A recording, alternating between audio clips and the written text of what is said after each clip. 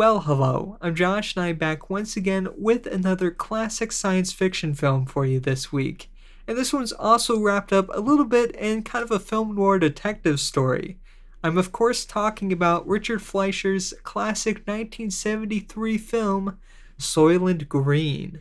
Based on the 1966 novel Make Room by Harry Harrison, Soylent Green is set in the dystopian future of 2022, where the planet has been destroyed by overpopulation and global warming. The city streets are filled with homeless, and the food and water is scarce and has to be rationed, while simultaneously available in abundance to the wealthy who live in the skyscrapers above. The film follows Robert Thorne, a New York City police detective who is investigating the murder of a wealthy board member of the Soylent Corporation, and he soon discovers there is a lot more behind this than meets the eye.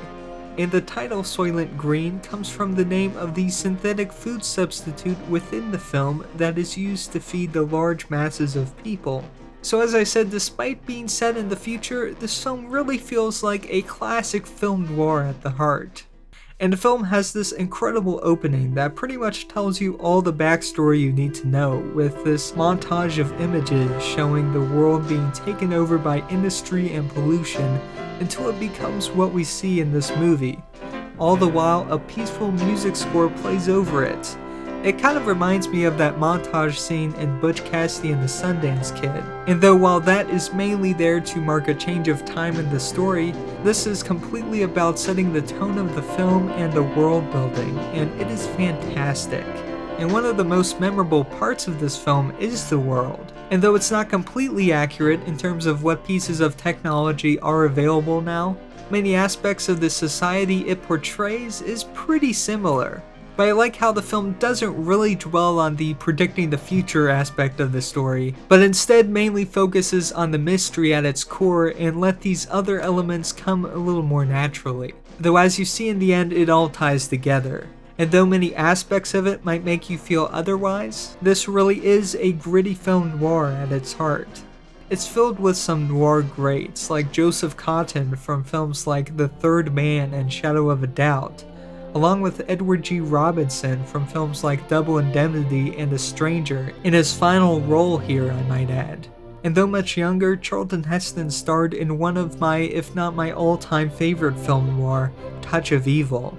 And the casting here does not feel like a coincidence. The movie really shares some similar themes with these classic noirs. For example, in a lot of film noirs, detectives can be shown traversing through these dirty city streets, and then the mystery actually takes place in these nice and fancy apartments, and the culprits are often the rich people who live in them. And you can notice kind of an echo of that in this film, as they show a similar but much more exaggerated contrast here. And despite the similarities, Fleischer makes a point to have Soylent Green look quite different from the usual look of a film noir. I mean, to start off, the film is in color, which already is a bit unusual in terms of film noir, and at every turn they really seem to try and make some unusual choices to kind of distance themselves from the common visual tropes of the genre. For instance, at the beginning, we learned that Charlton Heston is a New York City police detective, and now we all have kind of an idea of what that should look like. And yet Heston's costume almost seems to be purposely the opposite of what you would expect from a cool detective. To be honest, he looks more like a painter or a plumber, so when you think about it, it has to be an intentional choice, as it would be much easier to put him in a suit with a fedora or, some variation of that. But I feel by making his appearance so haphazard and rugged, and having his apartment so gross and run down, it really helps sell this concept of how incredibly divided the classes have become without saying it outright. At moments it has this intentionally bland and kind of unappealing color scheme, and the mystery is this kind of convoluted story that involves the murdered rich man and his corporation, which makes a mass-produced food product. And because of this, the detective feels very detached from everything because it just feels so foreign.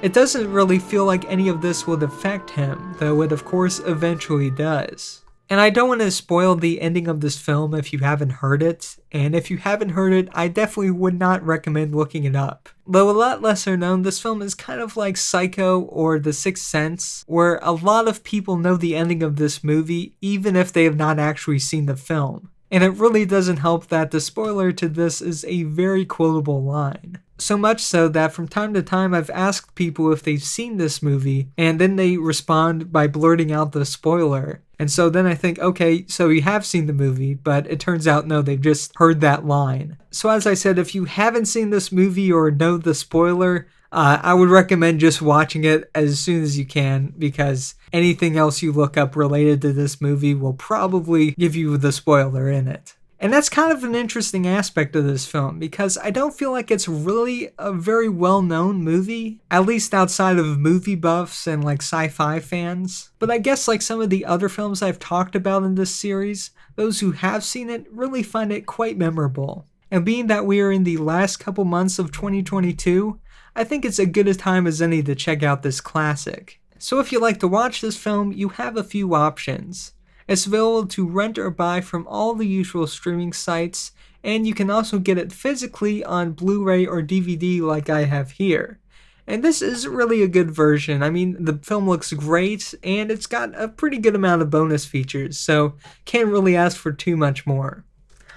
Alright, well, my question is, what is your favorite movie set in the future? There are a ton of great ones out there, and now that we are living in 2022, we've actually surpassed a good number of them, like 2001: A Space Odyssey, Blade Runner, and even Back to the Future Part 2. So go ahead and put your favorites down in the comments section below and start discussing. Hit the like button if you enjoyed this video, and subscribe if you want to see some more of these. Remember to keep watching movies, and I'll see you again soon.